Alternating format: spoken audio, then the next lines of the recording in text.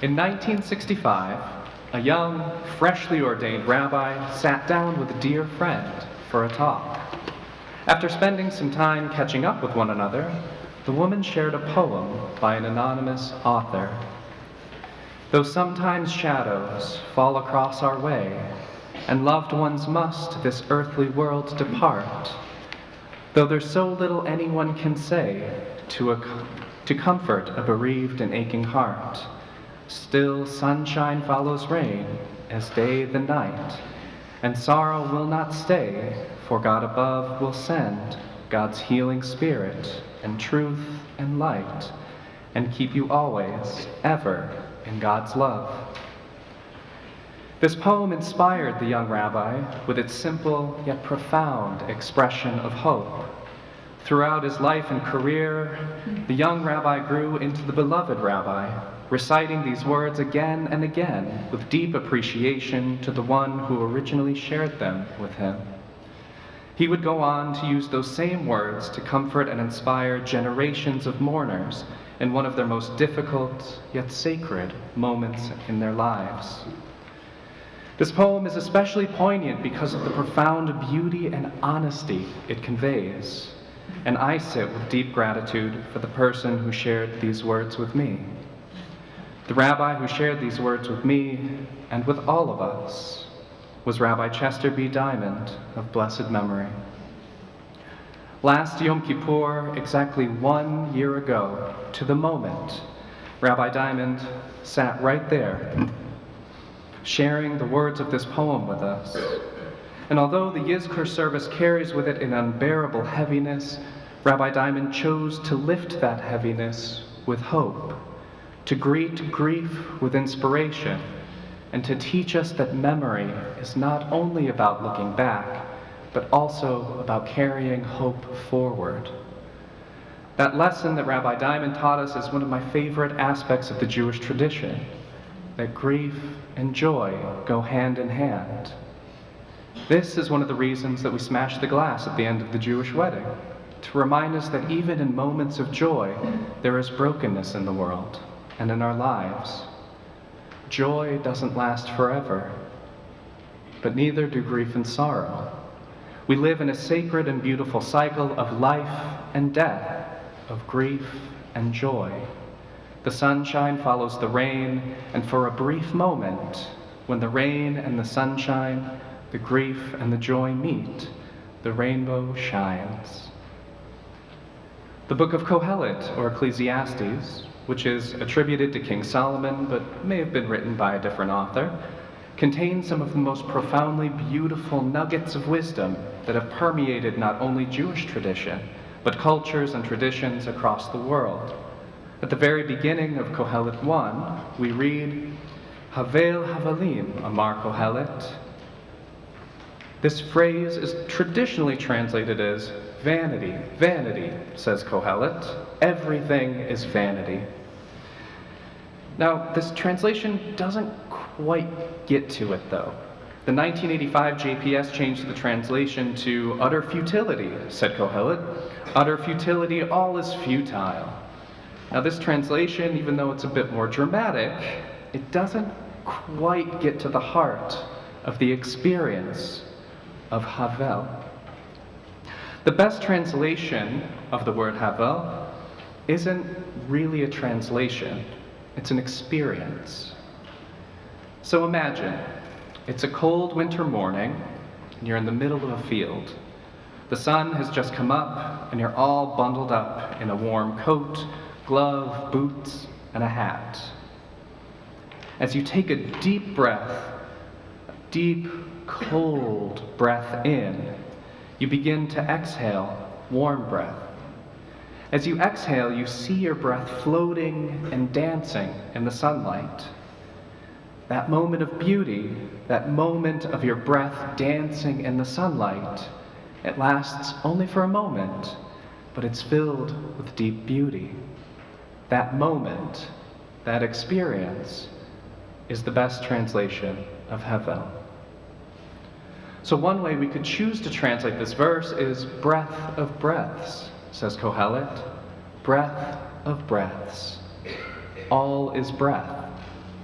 All of life is one long breath, one long, beautiful prayer that dances in the cold morning air and then dissipates into a world of ruach, of wind, of breath, and of spirit. The experience of breath is the experience of life. The first human beings are given life when the divine breath is blown into their lungs. In each generation, and each life within each of those generations, begins and ends with breath. In just a few short days, we'll conclude our annual Torah cycle and read the following words. V'emat sham Moshe eved Adonai be'eretz Moav al pi Adonai. Then he died there, Moses, the worshipper of Adonai, in the land of Moab, by the mouth of Adonai.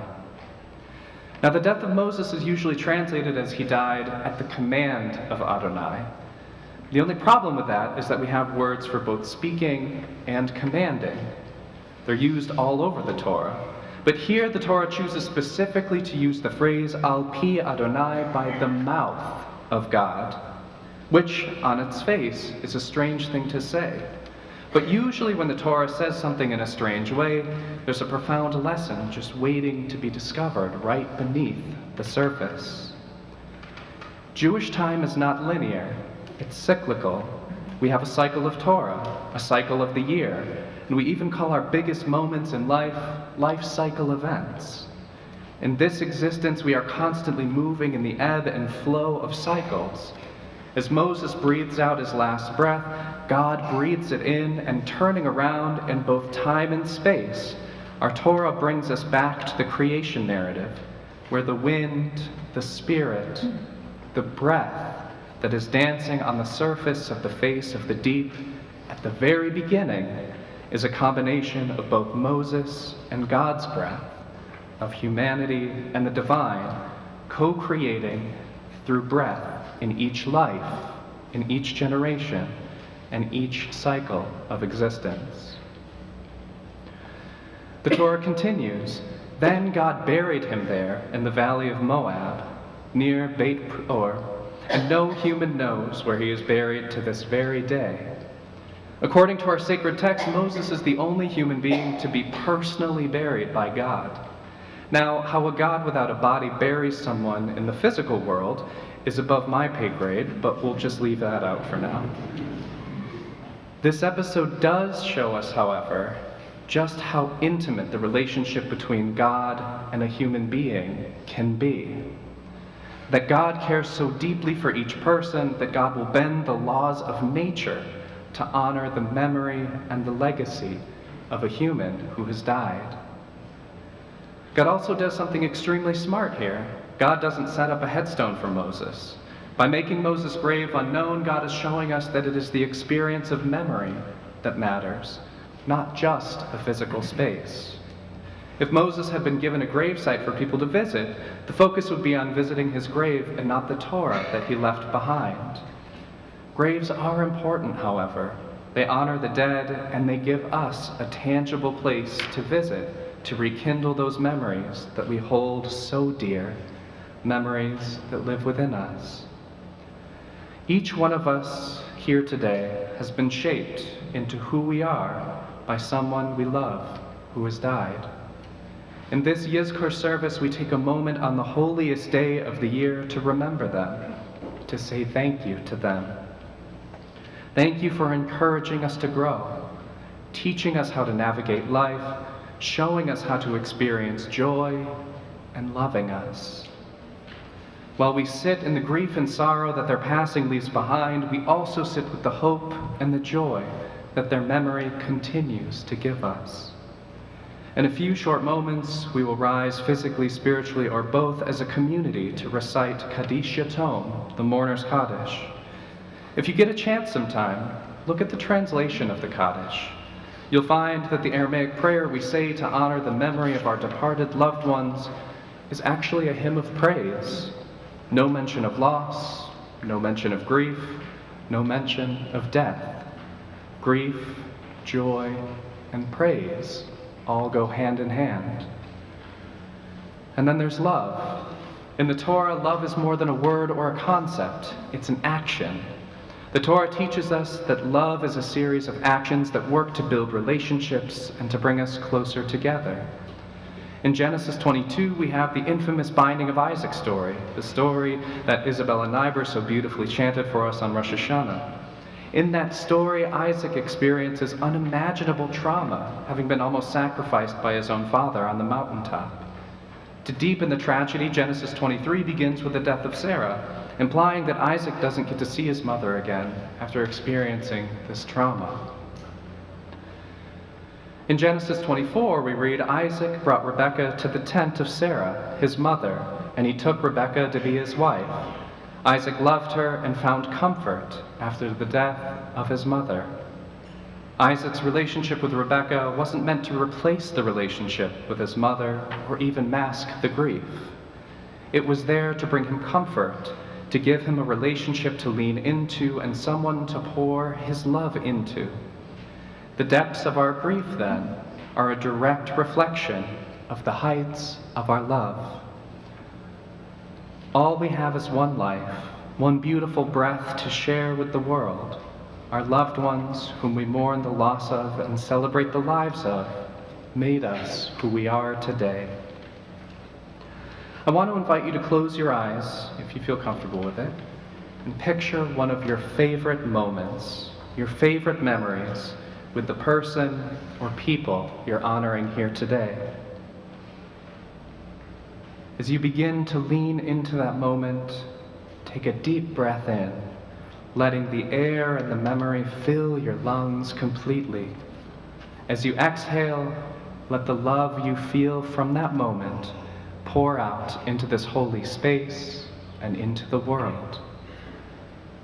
And as we open our eyes, that breath is gone, but the feelings and the love the memories leave behind are not. Since we began with Rabbi Diamond's favorite poems, I wanted to close with another poem.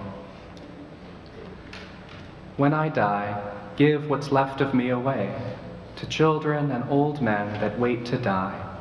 And if you need to cry, cry for your brother walking the street beside you. And when you need me, put your arms around anyone and give them what you need to give me. I want to leave you something better than words or sounds. Look for me in the people I've known or loved. And if you cannot give me away, at least let me live in your eyes and not in your mind. You can love me best by letting hands touch hands and by letting go of children that need to be free. Love doesn't die, people do. So when all that's left of me is love, give me away. Gemar Chatima Tova, may each of us be inscribed in the book of life, and may the memories of our loved ones inspire us to give love to our world each and every day.